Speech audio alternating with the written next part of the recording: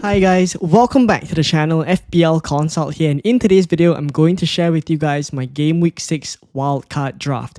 Now I'm not on this strategy myself, but I know a lot of people will be, and I think it genuinely is quite a good time to wildcard. I'll share a couple of considerations that I have with regards to building this draft, and I'll also share how a Game Week 6 wildcard probably would look like if I was playing the chip. So if you guys enjoyed today's video, please do drop a like, please do subscribe as well, and let's start off discussing a couple of pointers here that I have. And the first two are pretty much talking about why I think a Game Week 6 wildcard is actually a pretty good time.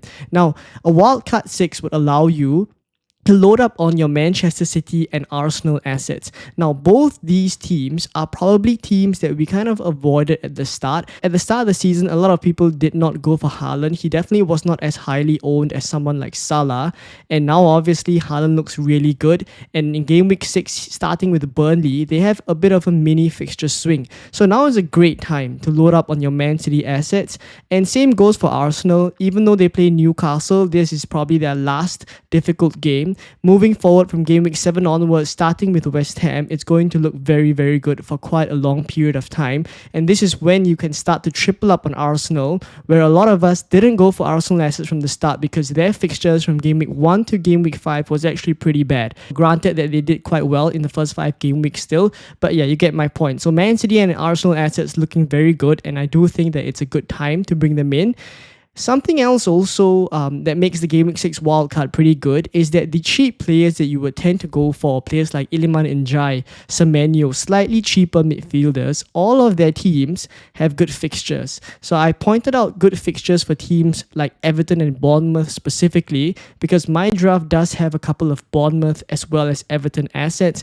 Bearing in mind, obviously, Semenyo doing very well this season. Iliman Ndiaye on penalties. I'll discuss why I've chosen to go for him over Grealish. And then players like Tarkowski, Senesi, all very good for defensive contributions. So overall, a wildcard 6 structurally looks very, very good. Now, something I think it's important to bear in mind while you're building your Game Week 6 wildcard is that you have to take note that in between Game Week 7 to Game Week 8, there is an international break. So you're kind of wildcarding a couple of game weeks before the international break, and usually we know what happens. Some players go on international duty and they get injured, etc. So maybe you have to think about trying to make your draft a little bit more adaptable to, unforeseen circumstances. It's just something to keep at the back of your mind. And I think the wider question moving forward is also that wildcarding in Game Week 8 is a very, very opportune time as well, just because it's right after the international break. So a lot of people would think about wildcarding then as well. I'm in that boat. And I think when you're comparing between a Game Week 6 and a Game Week 8 wildcard, there are a couple of key differences. So on a Game Week 8 wildcard, what those people who are playing the chip then will be able to do is that they would avoid having Arsenal assets now in Game Week 6 where they play Newcastle. So they get to avoid that fixture. That's one. Secondly, you will have a couple of Chelsea assets. A bit of a spoiler is that I have Cole Palmer in the Game Week 6 wildcard draft that I'm about to show you guys. And that's the thing where a Game Week 8 wildcard, you are able to avoid that Game Week 7 fixture for Chelsea where, players like Cole Palmer, players like João Pedro, they will be playing against Liverpool. So another advantage for a Game Week 8 wildcard on top of it being after the international break. But then again, obviously a Game Week 6 wildcard, as I kind of described at the start of the video, there are, very, very good advantages for a Game Week 6 wildcard as well. So I think there will be a group of people that are on the fence about whether to wildcard in Game Week 6 or Game Week 8. If you are in this group of people, what I would say is that the best way to kind of decide whether you want to wildcard or not is build a Game Week 6 wildcard as well as a Game Week 8 wildcard draft and compare the two. If they're not too different and you're fine kind of foregoing the minor differences, you may as well wildcard now in Game Week 6. Obviously, then you also look at your original team, and if it can tide through Game Week 6 and Game Week 7 pretty well, then obviously you can delay it to Game Week 8 as well. So it's very team dependent. But yeah, a wildcard 6 and a wildcard 8 is going to be quite a difficult decision to make if you are, on the fence about it. So Let me know in the comments down below if you are in this group of people and where you are tending towards. Now, the last pointer that I have here is obviously that if you are kind of wildcarding in Game Week 6, one of the opportunity costs of this is that you cannot triple captain Haaland against Burnley at home in Game Week 6. And I pretty much can guarantee that there will be a good number of people who are going to be using the triple captainship on Erling Haaland. I don't think this is such a huge, deal breaker, but I think it's just worth pointing out that there will be other opportunities for the triple captain for sure, but this is one of those weeks where I think a lot of people, the masses, would probably be triple captaining Erling Haaland in, and Game Week 6 wildcarders will kind of be challenging this as well. So it's important to have all these kind of pointers at the back of your mind as you're building the wildcard in Game Week 6. And let's now take a look at my Game Week 6 wildcard draft. It's an early draft. I will try to update it later on in the week because I know a Game Week 6 wildcard is what a lot of people will be on. So I'll try to upload another video with more updates. But at least for now, let's have a look at how the draft looks like. So having a look at my Game Week 6 wildcard draft, this is a very early draft again, and the team value is 99.8. Now, if I'm to break down this draft, I'm going to start off with triple Arsenal here. So I have Raya, Gabriel, and Gyökeres. I'm pretty sure that most people on a Game Week 6 wildcard will be tripled up on Arsenal, and double defense is likely the way you would go because Saka is still injured, and I don't think there are any other midfielders that you would be comfortable going for that you can guarantee their minutes. So really it's about going for double defense and then Gyökeres up front. And even Gyökeres, you cannot guarantee he's going to play 90 minutes, but at least what you can guarantee is the starts. He's definitely first choice number 9 for Arsenal, and he's on pens while Saka is out at least, right? So Gyökeres definitely the striker, and then you have two Arsenal defenders or defensive assets in Raya and Gabriel here. And then moving on to the Man City assets here, I've gone for two Man City assets. Erling Haaland is a non-negotiable for me, especially given that they're playing Burnley in Game Week 6 and you're going to captain him. So Tijani Reinders here, I just still really like that he's super good for minutes and he's just super cheap. A great entry into the Man City attack for this week and also for the next few good fixtures. I think there is a discussion to be had about whether it's worth taking a punt on Foden. I mean, since he's come back, he's looked really, really good. But again, the thing with Foden is he always goes on a stretch where, he gets good starts, he gets good minutes, and he also returns.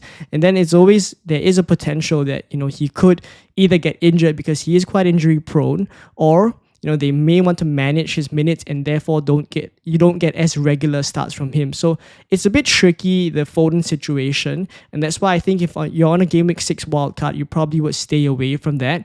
This is obviously not to say that he's a good player. He's definitely one of the better assets for Man City, but in terms of safety of picks, I would go for Reinders here.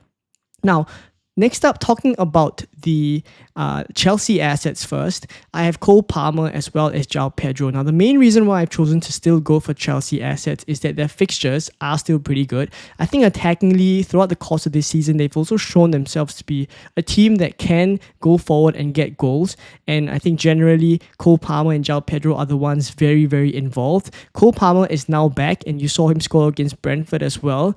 He did have a bit of a dry patch in the earlier parts of the season, but I think since he's come back, he's looked pretty good, even in the Champions League as well. So I'm going to have him as well as João Pedro in this team. And then I'm talking about the two Bournemouth assets now, as well as the two Everton assets, because this pretty much wraps up the first choice 11 that I have here.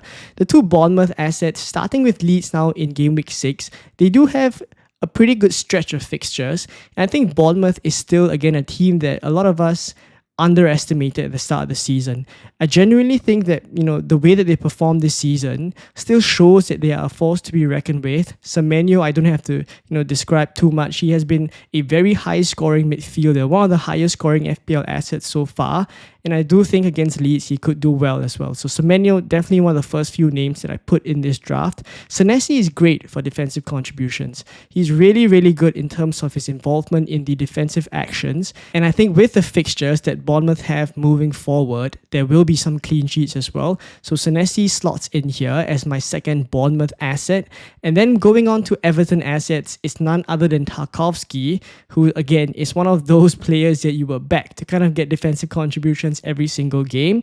And then there's, of course, Iliman Njai in midfield. I prefer him over Jack Grealish because he's on penalties and he's also a bigger goal threat as compared to Jack Grealish, who's more of an assist threat. So obviously, goals are worth more in terms of FPL points than assists. And also, there's a greater chance of getting bonus points when you score a goal as a midfielder. And so Iliman Njai is in here instead of Jack Grealish. And he's also a little bit cheaper, bearing in mind.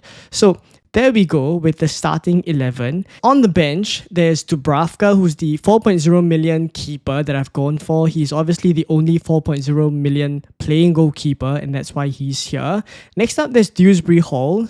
West Ham in Game Week 6 is actually a pretty good fixture, and you'll also realize I'm tripled up on Everton by now. Right, Dewsbury Hall is just a really cheap enabler, and he's pretty good for starts. There was a game against Aston Villa a couple of weeks ago where Everton were kind of chasing the game and trying to get a goal.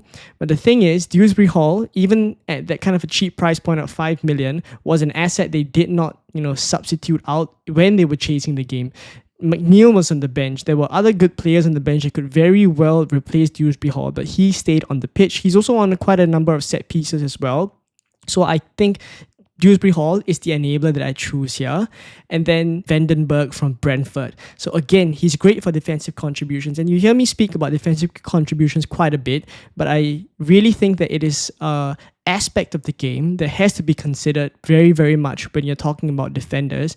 And it's simply because I think the attacking returns from defenders this season has kind of dropped a little bit, but defensive contribution points have been pretty much a staple for some of these defenders that I have here in the draft, Vandenberg being one of them as well. So Brentford actually rotates very well with the other assets in defense that I have here, like Arsenal assets, Tarkowski from Everton, Senesi from Bournemouth.